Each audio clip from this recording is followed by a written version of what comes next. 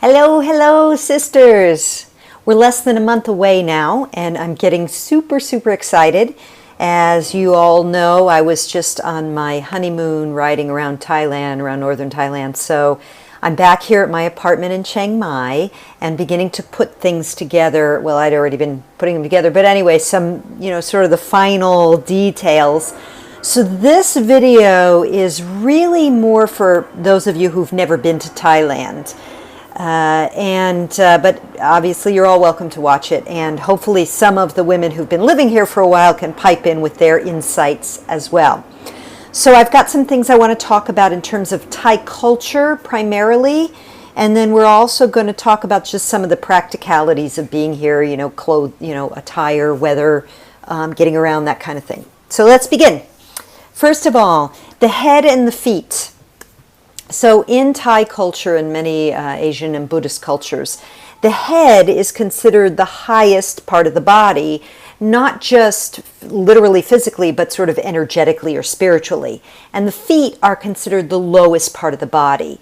And so it's really important that you pay attention to certain protocol. So for example, Westerners, sometimes if we see something on the ground, we'll pick it up with our feet or we'll point at it with our feet. Never do that in Thailand. And please don't ever step over someone. So Thais will go to great effort to walk around someone rather than step over their body. Even massage therapists, when they're switching from one side of your body to the other, they will get up and go around rather than in any way climb over. Even though sometimes when they're doing massage, they're going to be on you doing certain things. So again, it's the idea of like the lowest part of your body is the foot, if this were my foot. So anything beneath that is lower. So it shows disrespect to step over something or to point your foot at something.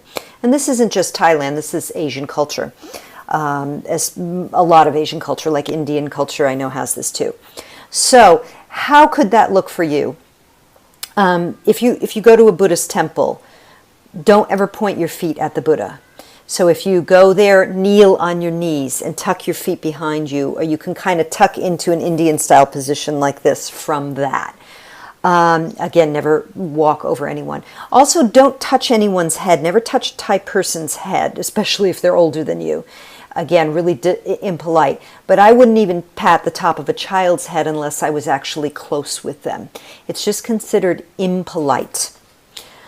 The next thing is the why. The why, I don't mean the question why, it's W-A-I. That's their greeting and their show of respect. So the why looks like this. And depending on who you're whying, to whom you are whying, you will either be the first person to why or the last person to why. And the height of the why and where your eyes look, up, down, or straight.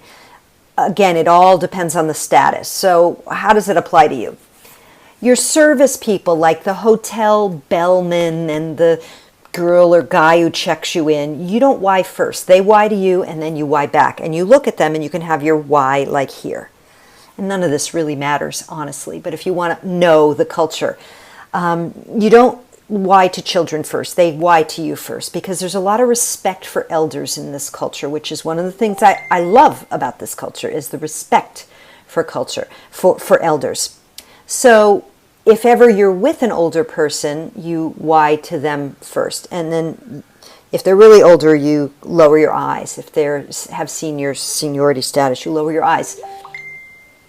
Sorry, I'm getting pinged here. Anyway, I forgot to turn off my Facebook before I started this recording. Anyway, okay, so that's the why. Buddhism. So Buddhism is extremely important in this culture. And in fact, if you pay attention in your immigration, when you arrive and you go through immigration, whether you're arriving in Bangkok or Chiang Mai, you're going, or maybe Phuket, some of you, you are going to go through immigration, and there will be signs that say it's unlawful to disrespect the Buddha. And so they take their Buddhism seriously, and some of that comes from the real commercialization of Buddhism. People buying Buddhas and using them as doorstops in their home country, or getting T-shirts or piercings or tattoos, and this is offensive to the Thais. How does that apply to you? Again, basically showing respect at the Wat or the temple, if and when you go to that, and we will together as well. But the thing is, the Thais are extremely forgiving and they're extremely sweet. I'm a kind of person who wants to respect other people's cultures and recognizes that when I'm in another culture, I'm an ambassador for my country. So that's why I have a strong emphasis on respecting their culture. So Buddhism, in the temples, we don't show our arms. We cover our shoulders and arms with scarves, and you don't show your legs. So like if you have long shorts, say, to your knees, that kind of thing. That's the polite way, and we'll talk more about that, or you can ask me if you need more detail than that. But basically, you don't go in tank tops to a temple. You don't go in short shorts to a temple. You don't go in midriffs to a temple. It's pretty common sense stuff, but you'd be surprised what people will do. They're like it's Disneyland or something. No, this is their religion. Okay, so when in doubt, because the Thais are so kind and forgiving, smile. Smile. This is called the land of smiles for a reason. And those of us who've traveled in other countries in the region where the cultures are very similar, we really notice the difference. The Thais smile a lot. Smile. It's a way to create graciousness and ease. Language. Boy, that's a bigger one than I can get into here. If you would like to know some keyword phrases like where's the bathroom, or don't put meat, or things like that, let me know, and I can maybe make an audio recording and you can listen to it or something like that.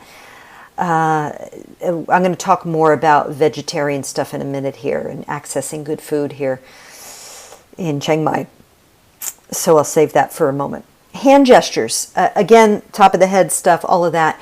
Pointing is considered a little rude, and you can think about the two energetically, right, when you point at someone.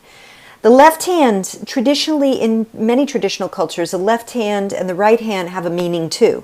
Right hand is what you eat with, left hand is what you wipe the backside with. Now, that's traditional. There's toilet paper here, there's all of that stuff. And again, the Thais are very forgiving.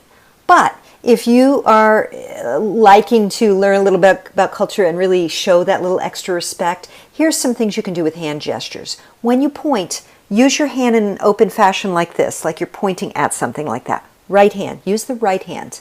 Point there. Eat with the right hand. Use your fork to shovel food into the tablespoon and eat with the tablespoon.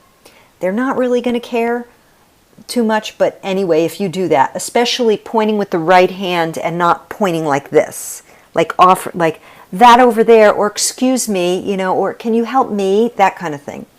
And if you want to flag someone down, like let's say you want the check, which is called the check bin, like you've been eating, and you need to ask for the check bin when you're done eating. They're not going to come over like in the States or Western countries and say, would you like anything else? Are you ready for the check? No. You have to call them over. When you call them over, this is not, or this is not how you do it. It looks a little even rude. Call like this. Excuse me, excuse me. You see I'm doing that? Excuse me, excuse me. That's how, or then you could say it in Thai, obviously. So those are some of the key hand gestures that will be helpful for you. Attire. Let's do this. Getting around. This will be the shorter one. I'm hoping, and I'm going to put a little note on the bottom here, that some of the other women maybe will pipe in here who know Chiang Mai better. Because I always get around on a motorcycle. But basically, you've got a couple of public transportation options. Well, several. There's Uber. There's probably taxis too. Yeah, there's definitely taxis. There's Uber. There's also these red trucks called song tao. Song tao means 2 rows, because in the back of the pickup part of it, there's 2 rows of benches. And those are fixed price. There's taxis with meters, so meter taxi. There's Uber, which has its own sort of Uber arrangement. But you have to do by cash only, so it's set up a little different than at least in the States. And then there's also tuk-tuks. Tuk-tuks are the 3-wheeled, 2-stroke engine stink machines. That's what I call them. And you have to negotiate price for that. And I've never used a tuk-tuk here. I haven't used a tuk-tuk in years. They tend to spot a tourist and want to charge you a lot of money. I don't advocate using them, but again, maybe someone who's been here, Gina, some of the other women who live here, Patty, maybe you have some suggestions or insights that would be really helpful. Okay, diet. Let's talk about diet because pretty much all of us are vegetarian or vegan, gluten-free, that kind of thing. Chiang Mai has some really beautiful restaurants that doesn't have a lot, that they cook clean food without MSG, without a boatload of sugar, vegetarian, vegan, that sort of thing. And then there's typical Thai food, which is loaded with sugar and meat fat. So one of the things that I think would be really helpful for you all to do, especially since so many of you are staying at the same hotel, is use the Meals on Wheels for You service. I use this regularly. You pay a little extra for the service, but if you all go in with each other, you can order from many, many restaurants in town, including all the vegetarian and vegan ones, and have it delivered right to the hotel. So I will provide that link for you, and one of you or a few of you can register with the hotel as your, you can do it now and put that particular hotel as your location.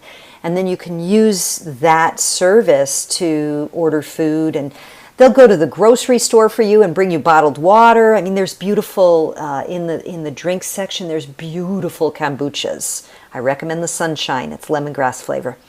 So that's an option as well. Okay, what else? Attire. Okay, attire. I've already touched on going in the temples. You need to have your arms covered and midriff covered and legs covered. Just like I have like long shorts that go just to below my knees. Those work fine. I have a shawl that I'll wear if I'm wearing a shirt like this, I'll just put the shawl over it too. Or if it's tank top, obviously, then I'll put the shawl. Or I have this like pullover shawl thing, or I'll wear a short sleeve shirt. Short sleeve shirt is fine. Bring a shawl or a light jacket anyway for the evenings and the mornings. By February, it should be pretty warm, but just in case. And I told you I have some natural mosquito repellent, but again, at dawn and dusk, there are mosquitoes. So if you have a particular favorite of your own, bring it. You don't have to bring a ton of it, but bring a little bit. Okay. Break in your shoes first, please. If you have a new pair of shoes that you're saving for here and you're in cold country, please break them in first, because if you get any kind of, sometimes in the muggy weather, if it's muggy then, and it will be a little bit, and hot, your skin gets a little thin and you might rub yourself raw, and then you risk more infection because the bugs here, the bacterias here are different than at home. So start wearing those shoes now if you have a new pair of shoes. You do want a pair of slip-on, slip-off, because most of the time we go barefoot in any places you go, in your rooms, that kind of thing. The hotel won't matter, but at the resort. And again, as I said in the previous video, be sure to get yourself a pair of indoor-only shoes, slip-on, slip-off, for the salas at the retreat if standing on cement bothers you. Okay, temple, break-in shoes, politeness. Yeah, just generally, unless you're at the beach, walking around in a bikini or a really skimpily clad clothing is just it's not polite. Again, the Thais are extremely forgiving. You won't know that from them, but it's not polite. It's not polite to walk around in town with a bikini on. Get yourself some simple, lovely cover to put over it, so you don't have like billowing breasts coming out of your top. We can do that at the resort. That's fine. You can billow all you want there, but not in public places. Same thing, mini skirts or a lot of leg, a lot of skin. Not so polite.